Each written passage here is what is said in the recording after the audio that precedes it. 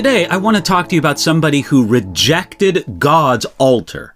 And I'm going to read to you from 2 Kings chapter 16, verses 10 and 11, where we read this.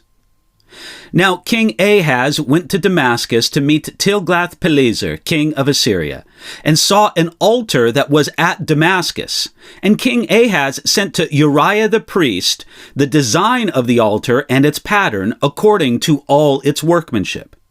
Then Uriah the priest built an altar according to all King Ahaz had sent from Damascus. So Uriah the priest made it before King Ahaz came back from Damascus.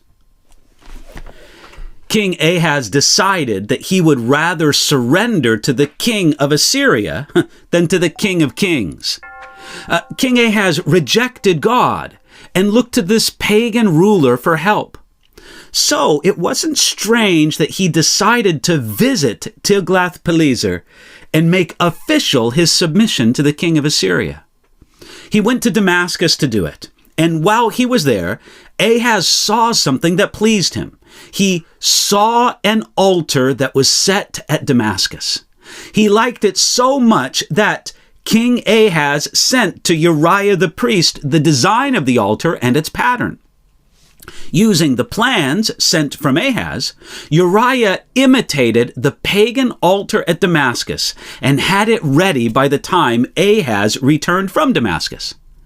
Ahaz did this both to please his new master, Tiglath-Pileser, and to bring the latest trends in altar design to God's temple in Jerusalem.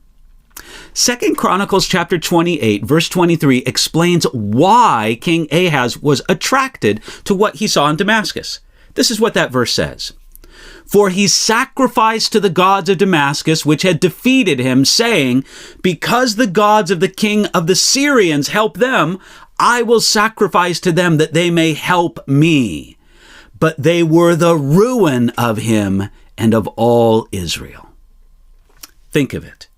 A king over the people of God actually set up a pagan altar at the temple in Jerusalem. He did it because he knew that it would please the pagans. He did it because he liked the fashionable design of the altar. He did it because he thought it would bring him success. Friend, doesn't that sound a lot like churches today? Many church leaders today put their trust in the tools, in the techniques, and in the principles of worldly success. They think the gods of Damascus will give them victory. We want to please the world as Ahaz wanted to please the king of Assyria.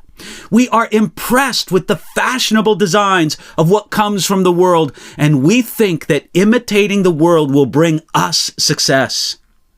It's sad when the church goes to the world for its methods and principles. The sin of Ahaz did not end with Ahaz. We read, Uriah the priest built an altar.